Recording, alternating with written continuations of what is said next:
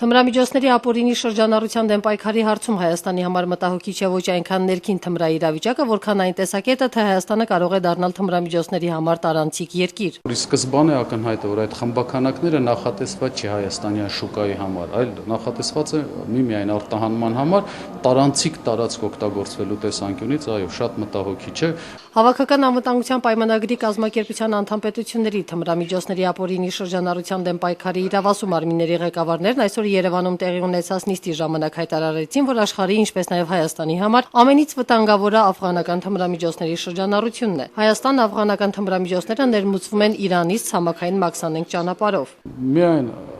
վերջին 2 տարիներին